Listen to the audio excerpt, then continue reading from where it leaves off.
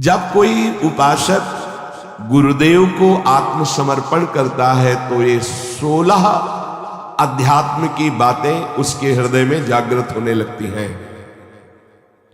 जब कोई उपासक गुरुदेव को आत्मसमर्पण कर देता है तो ये 16 अध्यात्म की बातें उसमें जागृत हो जाती हैं, सीखना नहीं पड़ता। अगर ये नहीं है तो आपके आत्मसमर्पण में कमी है। आपका अपनापन गुरुदेव से अलग शरीर में, शरीर संबंधियों में कहीं है नहीं, स्वभाव में ही आ जाएगा। पहला ब्रह्मचर्य, भोग वासना का नाश अपने आप ही हो जाए। गृहस्थ में है तो अरुचि पूर्वक धर्म का पालन करने के लिए काम का सेवन, अरुचि पूर्वक। एक आंतरिक रहस्य है, यदि आपके अंदर भोग इच्छा नहीं है और आप गृहस्थ धर्म में हैं और ऐसी चेष्टा हुई है, वो अंदर कोई फर्क नहीं डाल पाएगा। जो कामनाएं बांध कर दुर्गति कराती हैं वो उस उपासक की नहीं हो पाएगी। जो गुरु चरणारविंद में आत्मसमर्पण किए हुए है, ये बड़ा सूक्ष्म विषय अध्यात्म का है। इच्छा का ना होना और फिर कोई क्रिया होना तो उसका कोई प्रभाव नहीं पड़ता। कोई क्रिया नहीं हुई लेकिन इच्छा है, उसका प्रभाव पड़ेगा। क्रिया है धर्म पूर्वक हो रही काम की, पर कोई प्रभाव हृदय में नहीं पड़ेगा। ये आंतरिक अध्यात्म का सूत्र है। इच्छा ही बंधन कारक है। जो गुरुदेव का परब्रह्म भाव से आत्मसमर्पण करते हुए चलता है सतमार्ग में, तो पहला लक्षण जागृत होता है कि उसकी भोग वासना पर अंकुश हो जाता है। वो ब्रह्मचर्य पर ध्यान देने लगता है। ब्रह्मचर्य ये समस्त साधनों की नींव है। जिसका ब्रह्मचर्य ठीक नहीं, उसकी दिनचर्या तो एक जैसी बराबर चल ही नहीं सकती। पक्का 2-4 दिन की बात नहीं कहते। राइट टाइम पर बहुत काल तक जिसकी दिनचर्या ठीक चले, पक्का ब्रह्मचर्य ठीक है। नहीं, चल ही नहीं सकता, चल ही नहीं सकता। वो राइट टाइम पर उसकी दिनचर्या बहुत काल तक नहीं चल सकती जो ब्रह्मचारी नहीं है। और वो गृहस्थ ब्रह्मचारी ही है जो संतानोत्पत्ति के लिए, केवल भगवत आज्ञा पालन करने के लिए, गृहस्थ धर्म का निर्वाह करने के लिए, वो धर्मयुक्त काम उसकी उपासना में बाधा नहीं पहुंचा सकता। पर व्यभिचार भावना, ये गुरु शरणागत होते ही पहला अंकुश इंद्रियों पर लगता है कि वो भोग वासनाओं से निवृत्त ब्रह्मचर्य।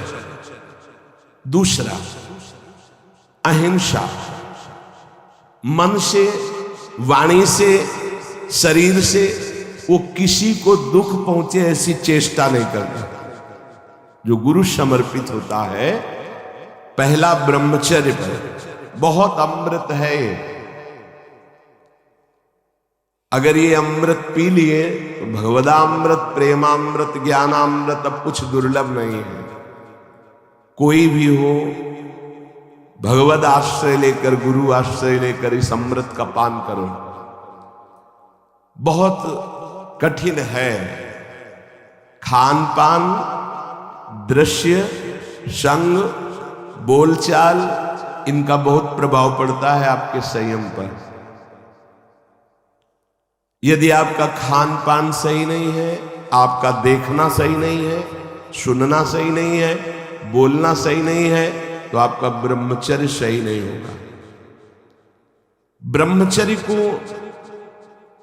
आप एक परम धन के रूप में देखिए तो आपके अंदर क्षोभ पैदा होने लगेगा। जिस खान पान संग से ब्रह्मचर्य नष्ट होता है उसके लिए वो बर्दाश्त नहीं होगा, नहीं बर्दाश्त नहीं।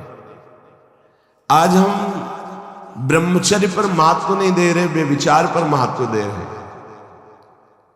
किसी का संयोग ये ना हो, अगर आप ब्रह्मचर्य का महत्व नहीं दे रहे तो आप अपने हाथ से अपने आप को नष्ट करते रहेंगे। ये बहुत बड़ी वस्तु है, बहुत बड़ी वस्तु। बहुत जल्दी अध्यात्म में आपका प्रवेश हो जाएगा, बहुत आनंद प्राप्त हो जाएगा। हर रोग, हर प्रकृति के वार को सहने की सामर्थ्य ब्रह्मचारी में स्वयं जागृत हो जाती है। ब्रह्मचर्य का मतलब यह नहीं होता कि बहुत मोटा हो जाएगा, नहीं नहीं, ऐसा नहीं है। ब्रह्मचर्य अध्यात्म शक्ति को पुष्ट करती है। ब्रह्मचर्य हीनता में मोटा हो सकता है। ब्रह्मचर्य हीन हुआ तो चर्बी बढ़ सकती है, मोटापा बढ़ सकता है और स्थूलता आ सकती है, लेकिन ब्रह्मचारी में नहीं आएगी। ब्रह्मचारी में जितना होगा बहुत पावरफुल अध्यात्म शक्ति, संकल्प शक्ति, उसकी शक्ति बढ़ती है। अगर कहीं बाल्यावस्था से कुछ वर्षों तक ब्रह्मचर्य ठीक रखा जाए और प्राणवायु का संशोधन प्राणायाम होता रहे तो भगवत चिंतन करने वाले उपासक की फिर ऊर्ध्वगामी ब्रह्मचर्य हो जाता है। बस जहां ऊर्ध्वगामी हुआ फिर भगवत मार्ग में सहजता आ जाती है। अब वो अधोगामी जो उसकी गति थी अब वो जल्दी नहीं होगी। ऐसे ऐसे उपासक है 10-10 वर्ष हो जाते हैं, कभी स्वप्न दोष नहीं होता। 10-10 वर्ष क्यों? क्योंकि उसका चिंतन नहीं होना चाहिए। मनोवाह नाड़ी जो शरीर के अंदर है, जैसे दूध में घी समाया हुआ है, वो कहीं एक स्थान पे नहीं है, ऐसे पूरे शरीर में समाया हुआ है। वो जैसे दूध को हम औटाकर गर्म करके दही बना के फिर उससे मक्खन निकालते फिर घी निकलता है, ऐसे एक नाड़ी है मनोवाह, उसमें इतनी चिंतन से गर्मी पैदा होती कि तत्काल पूरे रक्त से उसको घसीट लेती है और मनोवाह नाड़ी फिर उसे बाहर कर देती है। चिंतन आपका ठीक हो, तभी कहा है इच्छा रहित तो कुछ नहीं बिगड़ने वाला। संत सदगुरुदेव का आश्रय लेने पर सबसे पहला कदम ब्रह्मचर्य पर होता है। अगर ब्रह्मचर्य ठीक है तो आपकी दिनचर्या ठीक है। सर्दी, गर्मी, बरसात, रोग, शोक, मान अपमान, दुख सुख सब कुछ आनंद पूर्वक सहने की सामर्थ्य आती है। जितना ब्रह्मचर्य क्षीण होता जाएगा उतनी आपको अधिक सर्दी लगेगी, अधिक गर्मी लगेगी, चिड़चिड़ा स्वभाव हो जाएगा, कुछ कार्य करने का मन नहीं, पड़े रहने का मन रहेगा, आपके अंग प्रत्यंग ये प्रमादी हो जाएंगे, इंद्रियां प्रमादी हो जाएगी। ब्रह्मचर्य में एक अलौकिक तेज रहता है। हर इंद्रिय, चेष्टा, हर क्रिया जो भागवती व्यवहारिक, उसमें एक नवीन उत्साह बना रहता है। इसलिए परमार्थ के व्यवहार के जो भी कार्य करने हमें जो पावर चाहिए ब्रह्मचर्य से। अब ये जो सूत्र जब गुरुकुल में भर्ती होते थे, गुरु शरण होते थे, तो सबको 20-25 वर्ष तक ब्रह्मचर्य ही रहना होता। अब ये आज का जो आधुनिक पढ़ाई, इसमें ब्रह्मचर्य का कोई महत्व ही नहीं है। ये तो भगवान की कृपा से कुछ संत महात्माओं के ऐसे वचन, तो उनसे पता चलता है कि ब्रह्मचर्य भी कोई है, नहीं तो किसी को पता ही नहीं कि ब्रह्मचर्य किसे कहते हैं। बस मनमानी आचरण करना, नए नए बच्चों में संस्कार ऐसे बिगड़ गए, वो जानते ही नहीं कि मैं क्या खिलवाड़ कर रहा हूं अपने जीवन के साथ। गुरु के पास आत्मसमर्पण करने से पहला लक्षण जागृत होता है ब्रह्मचर्य। दूसरा अहिंसा, किसी को भी मन वचन शरीर से हमें दुख नहीं देना, अपमान नहीं करना, मन से भी हमें किसी का मंगल नहीं सोचना। नहीं, मन से अगर हम किसी का मंगल सोचते हैं तो उसका मंगल होगा कि नहीं होगा पता नहीं, आप कितने बड़े तपस्वी हैं, पर आपका मंगल जरूर हो गया, उसी क्षण हो गया जिस क्षण आपने दूसरे का मंगल सोचा। ये हमने संत महापुरुषों से सुना। मन के द्वारा जब किसी का मंगल सोचा जाता है कि इसका ऐसे दुख पहुंचे, ऐसे इसका नाश होगा कि नहीं उसका वो तो भगवान जाने, लेकिन तुम्हारा अभी हो गया, तुम्हारा पतन हो गया, तुम्हारा मन मलिन हो गया, कितना साधन करने पर वो पवित्र होगा। तीसरा, जब हम गुरुदेव के सानिध्य में रहते हैं तो सुख और दुख दोनों को समान भाव से सहने की सामर्थ्य प्राप्त होती है। जो गुरुदेव का कृपा पात्र होता है वो सुख दुख में समान भाव रखता है। प्रायः ऐसा नहीं है। सुख में तो हमारी अनुकूलता रहती है तो गुरु बुद्धि बनी रहती है या कृपा है हम पर ऐसा, लेकिन जब दुख आता है तब गुरुदेव की कृपा है, प्रभु की कृपा है और हम आनंद पूर्वक उस दुख को सहें। ऐसी क्षमता केवल गुरु को आत्मसमर्पण करने वाले पर ही अवतरित होती है। ये क्षमता उतरती है, ये सामर्थ्य है अंदर, दुख सुख को सहने की सामर्थ्य। किसी भी स्थिति में मतलब ऐसा स्वभाव हो जाता, किसी भी स्थिति में कदम पीछे हटाना ये उस सूरवीर योद्धा के स्वभाव में नहीं होता, जो अध्यात्म का गुरु समर्पित पथिक होता। किसी भी स्थिति में ये हर समय नवीन उत्साह, हर दुख को सहकर अपने लक्ष्य पर रहना, अपनी दिनचर्या पे रहना, ये सुख दुख को समान भाव से सह। सुख में तो सब जय जय बोल रहे हैं, जब दुख में जय बोले और सुख दुख समान स्थिति, जैसी दिनचर्या तुम्हारी सुखद वैसी दुख परिस्थिति में भी वैसी ही दिनचर्या है। जैसा तुम्हारा भाव अनुकूल सुख में गुरुदेव के प्रति, वैसी दुख परिस्थिति में प्रतिकूलता में भी वैसा ही भाव ये गुरु कृपा से प्राप्त होता है। चौथा, जो गुरु शरणागत होता है उसको सर्वत्र भगवत दर्शन का भाव जागृत होता है। मेरे आराध्य देव, जैसे आचार्य चरण कह रहे हैं, सर्वान वस्तु तया निरीक्ष परम स्वाराध्य बुद्धिर्मम, मेरे आराध्य देव सबके हृदय में है। पांचवा, अब इस संसार में मुझे कुछ प्राप्त करना नहीं, मुझे केवल भगवान की प्राप्ति करनी है। ये गुरु कृपा से आता है। गुरु कृपा पात्र के हृदय में भगवत प्राप्ति का लक्ष्य दृढ़ हो जाता है। भगवान कैवल्य वस्तु है, परम तत्व है, अब तो भगवत प्राप्ति करनी है। जो गुरु शरणागत है उसमें पांचवा लक्षण जागृत होता है, अब तो भगवत प्राप्ति करनी है। पक्का इस जन्म में मुझे भगवत प्राप्ति करनी है। ऐसी ज्ञान की वृत्ति जागृत होती है कि वो कैवल्य परम पद का अधिकारी हो जाता है, गुरु कृपा पात्र। छठवां, सदैव अकेला रहने का स्वभाव होने लगता है उसका, गुरु कृपा पात्र का। कोई पास नहीं, अगर पास भी है तो कोई मित्रता नहीं, कोई शत्रुता नहीं, न किसी भी तरह का लगाव है, न किसी भी तरह का द्वेष भाव है, शून्य। एक भी मित्र नहीं होना चाहिए संसार में। शत्रु की तो बात क्या है, एक भी मित्र नहीं होना चाहिए। सब में भगवत भाव, भगवत भाव से सब में। अपना परिचय नहीं होना चाहिए, अपना कोई दोस्त नहीं होना चाहिए। दुश्मन की तो बात ही क्या है, अजात शत्रु, दुश्मन का तो सवाल ही नहीं उठता, पर दोस्त भी नहीं होना चाहिए। अकेला चलना सीखे, अपनी कुटिया में या जहां भी रह रहे हो। जैसे पीछे भी 5-5, 7-7 संत भगवान के बीच में आसन लगाने को मिलता, कोई कमरा थोड़ी अकेले मिला कभी। तो कभी हम पास वाले संत को जानते नहीं कि कहाँ के हैं क्या है, और कभी कोई पूछने की चेष्टा की तो उनसे कहें कि आप अध्यात्म के विषय में पूछ सकते हैं, आप व्यवहार के विषय में नहीं पूछ सकते। तो तुम्हारा बात करने का स्वभाव नहीं है क्या? हमें पूछा गया था एक आश्रम में कि आप बोल लेते हैं कुछ, मतलब बोलना आता है आपको कि नहीं? ऐसे रहे तो उस वहां लगता था कि इनकी मतलब जबान है कि नहीं है। उन्होंने पूछा आप बोलना जानते हैं कि नहीं जानते? कई महीने के बाद कहा जी बोल लेते हैं, पर क्या बोले? किसी से कोई मित्रता नहीं, वृंदावन में इतने रहे, किसी से मित्रता नहीं, किसी से शत्रुता नहीं।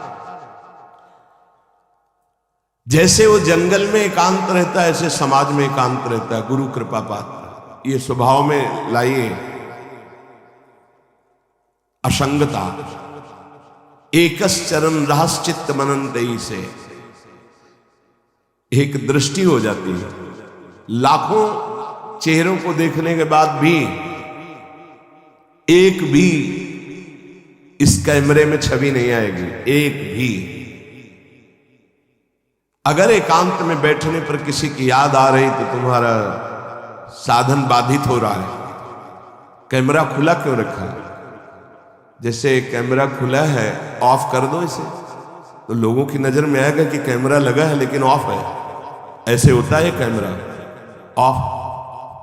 अंदर से एकमात्र अपने लक्ष्य में और लाखों लोगों को देख लिया, एक भी छवि नहीं आई। चाहे वो जंगल में रहे या एकांत, वो असंग रहता है। गुरु कृपा पात्र, मृदु व्यवहार, किसी से मित्रता नहीं, किसी से शत्रुता नहीं। ये देख लो, अगर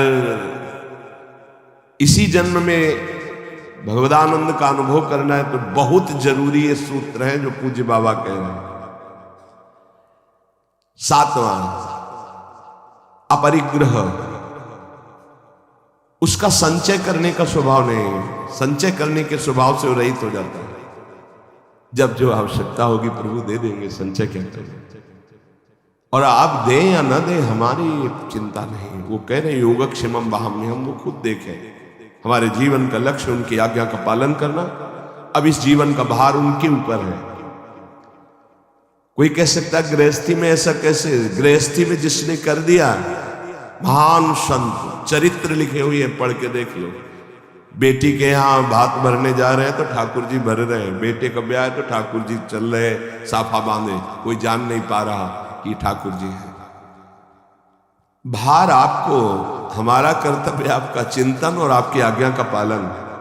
आप सब देखें बहुत अच्छे से संभाल लेते हैं, अखिल कोटि ब्रह्मांड नायक है। और विरक्त को एकदम आकाश होती है। ये बहुत अमृतमयी वृत्ति है, माधुकरी वृत्ति से भी श्रेष्ठ आकाश वृत्ति। आप जो हमारे सामने भेजेंगे वही पाएंगे, अन्यथा नहीं। ऐसे भी नहीं। एक है माधुकरी वृत्ति और एक ये है आकाश वृत्ति, मतलब भगवत विधान से आएगा जो आएगा। जैसे अपने लोग सब हैं आकाश वृत्ति में है, अब प्रभु की इच्छा से आज वो ऐसा पवा दे रहे हैं, उनकी इच्छा है आज ऐसा। और जब उनकी इच्छा हो तो सब बैठ करके चरणामृत लेके राधा नाम कीर्तन करें।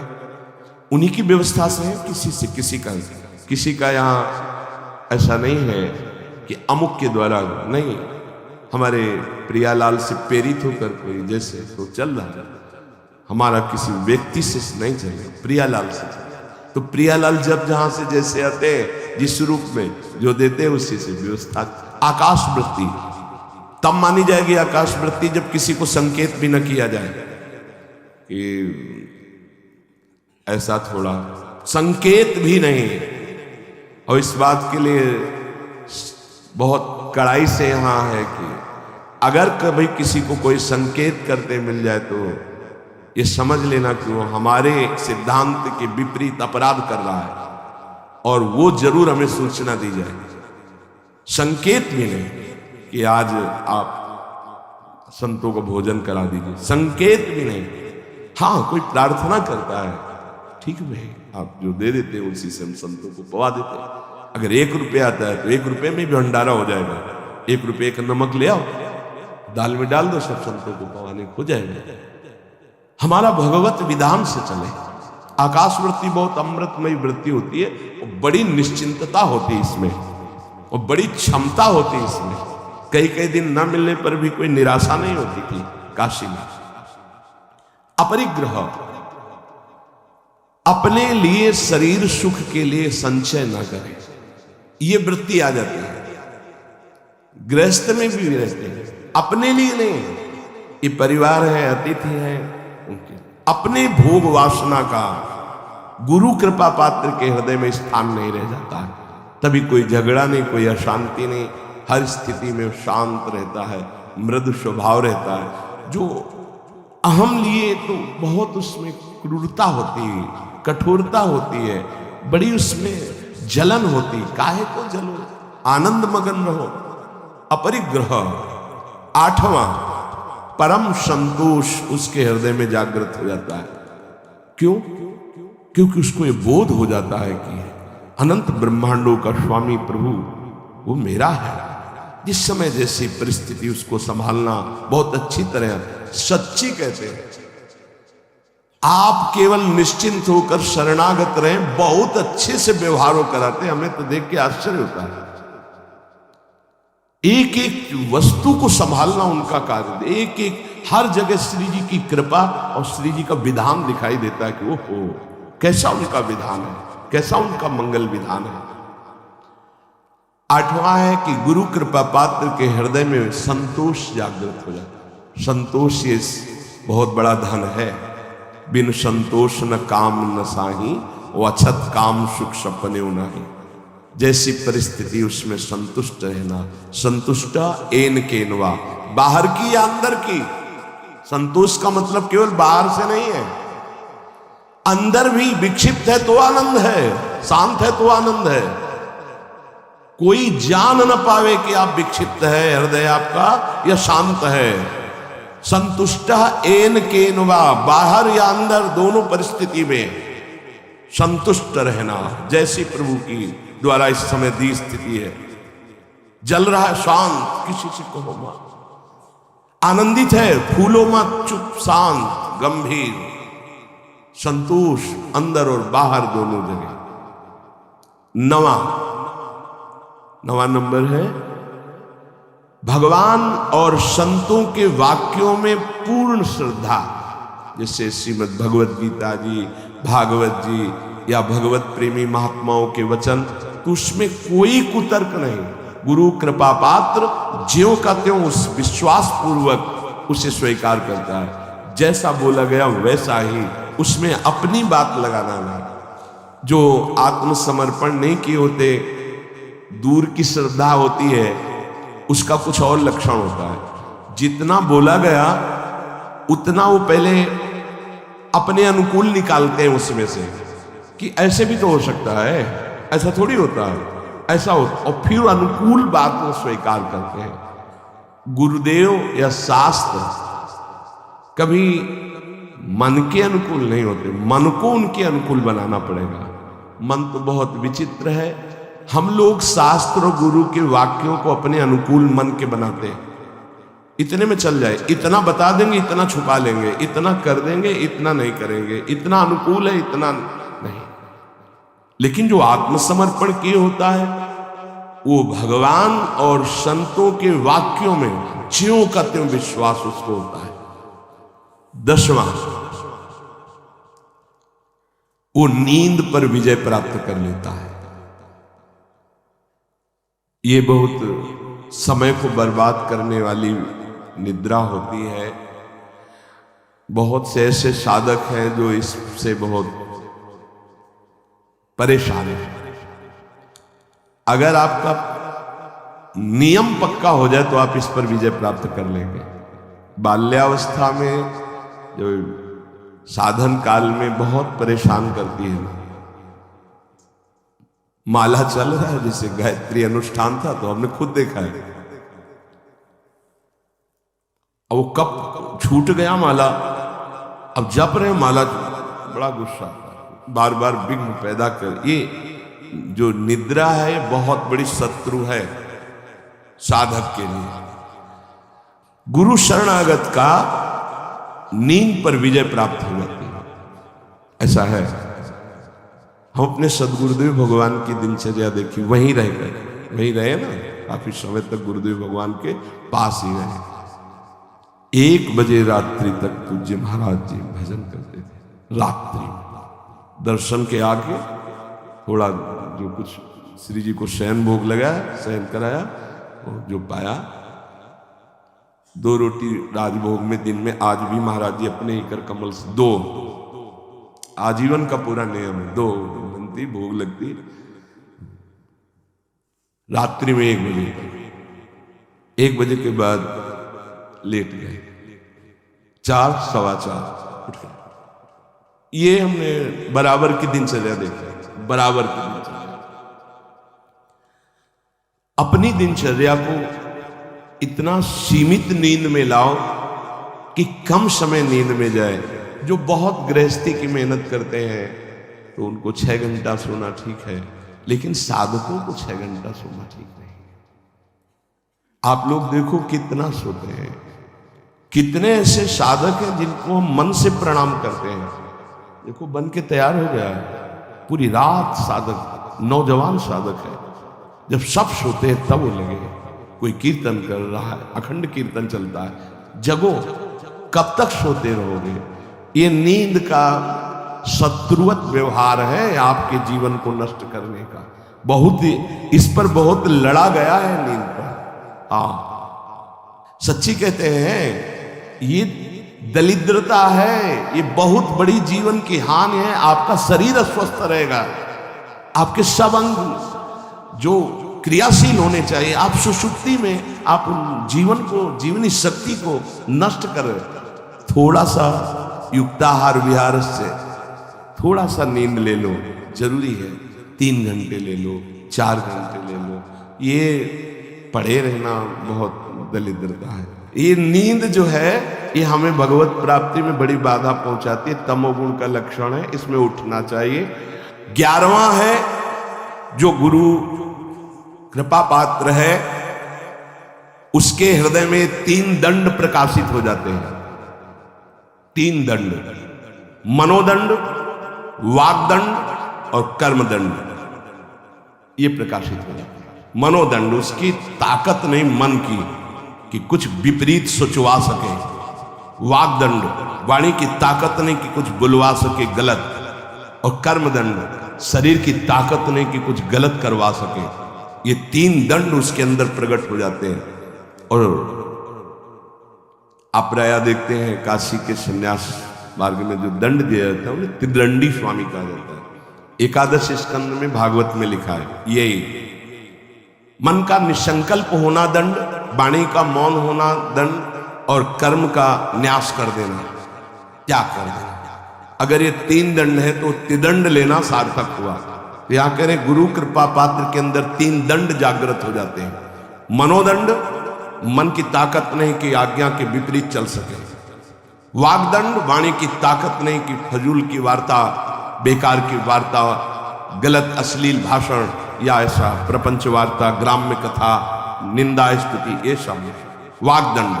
कर्मदंड, शास्त्र विरुद्ध आचरण से हो ही नहीं सकते, भूल न दे कुमारक पाऊं।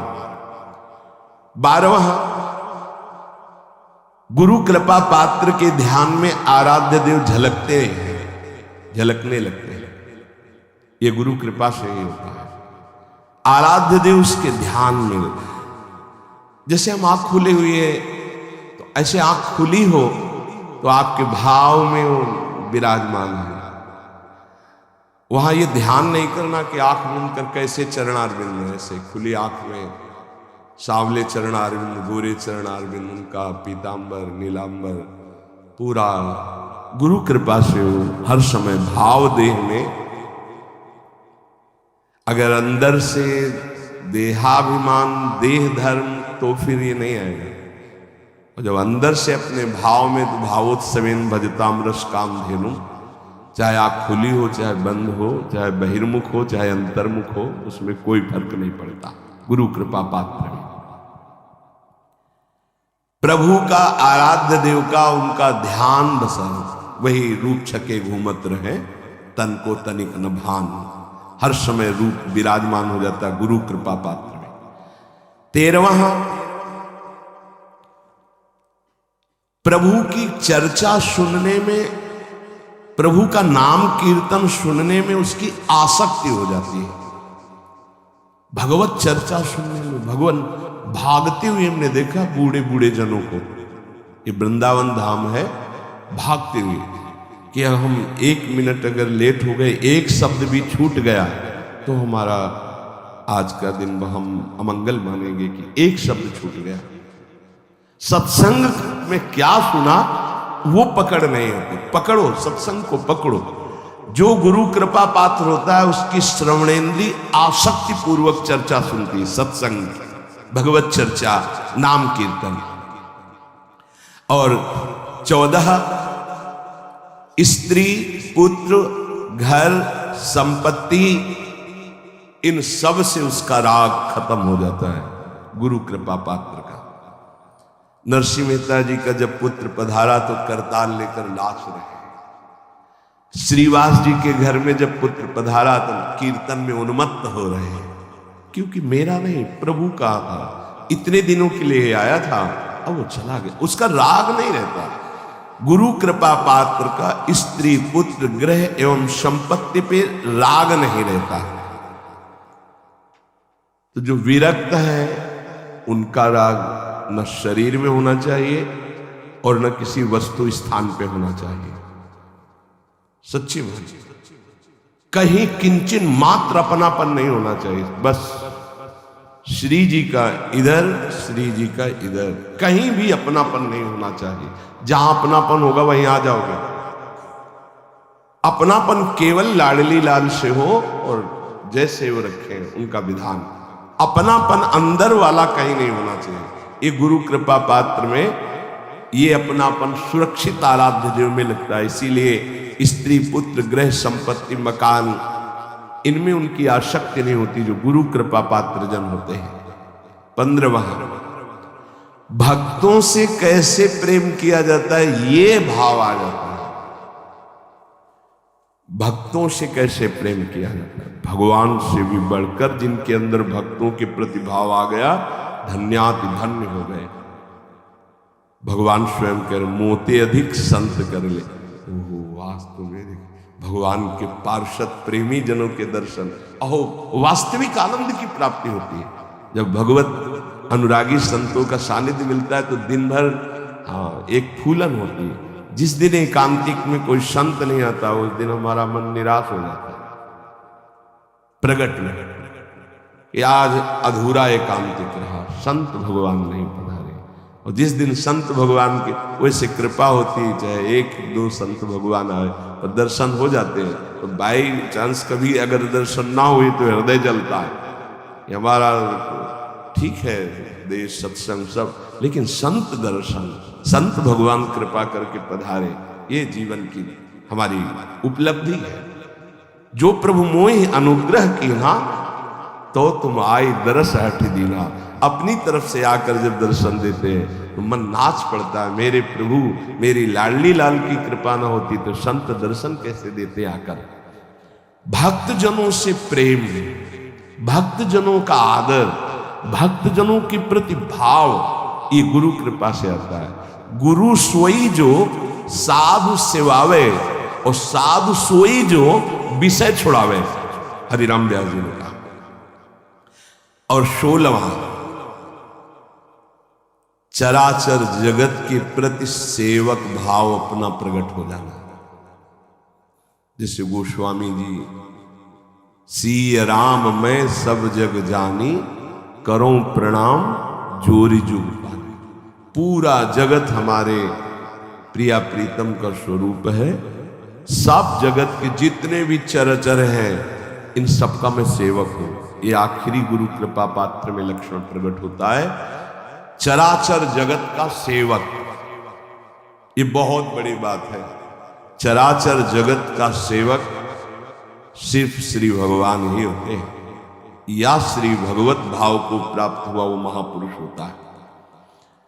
सो अनन्य गति जाके असमति न टरे हनुमंत, मैं सेवक सचराचर रूप स्वामी भगवंत। ये बहुत अंतिम विश्राम स्थिति, चराचर जगत मेरे आराध्य का रूप है और मैं सबका सेवक हूं। ये गुरु कृपा पात्र में आता है। नहीं तो सबका स्वामी बनने में सुख मन को है, सेवक बनने में नहीं है। वो वास्तविक परमानंद की बाढ़ सेवक बनने में ही आएगी। पर सेवक वही है जो सुख की चाह छोड़ दे। सेवक सुख चाह मान भिखारी, व्यसनी धन शुभ गति व्यभिचारी।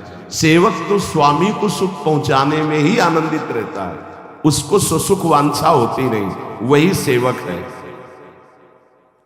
पूज्य श्री उड़िया बाबा जी महाराज चलते फिरते ब्रह्म साक्षात। तो ये 16 बातें अपने जीवन में साधक को उतारनी। पहला, गुरु कृपा पात्र के हृदय में ब्रह्मचर्य का संयम प्रकट होता है, साधन ब्रह्मचर्य। दूसरा, अहिंसा, किसी को मन वचन कर्म से दुख ना पहुंचाना।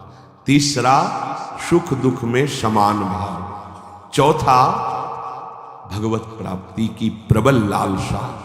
पांचवा, एकमात्र मेरे आराध्य देव सबके हृदय में बैठे हैं। छठवां, चाहे जंगल में हो या सभा में असंग रहे, एकांत भाव अंदर रखे, सब में भगवत भाव, ना किसी से मित्रता ना किसी से शत्रुता। सातवां, अपरिग्रह, अपने लिए कुछ ना चाहे ना संग्रह करे। हमारा जीवन प्रभु के हवाले है, गुरुदेव के हवाले है। आठवां, संतोष रूपी परम धन उस उपासक के हृदय में जागृत हो जाता है। नवां, भगवान और संतों के वचनों में दृढ़ विश्वास हो जाता है। दसवां, वो निद्रा का त्यागी होता है। 11वां, मनोदंड, वागदंड, कर्मदंड, ये 3 दंड उसके हृदय में प्रकाशित हो जाते हैं, सामर्थ्य है। 12वां, अपने आराध्य देव का ध्यान हर समय गुरु कृपा से उसके भाव में बना रहता है।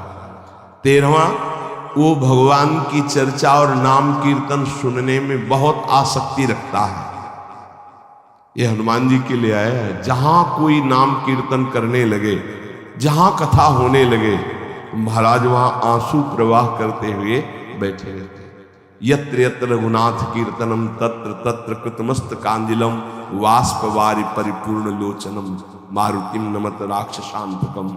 हनुमान जी महाराज आंसू बहाते हुए कथा सुनते हैं, नाम कीर्तन सुनते हैं। भक्त में ये आसक्ति होती, जहां कहीं भगवत चर्चा, जहां कहीं नाम कीर्तन, पूरी एकाग्रता से श्रवणेन्द्रिय से सुनना।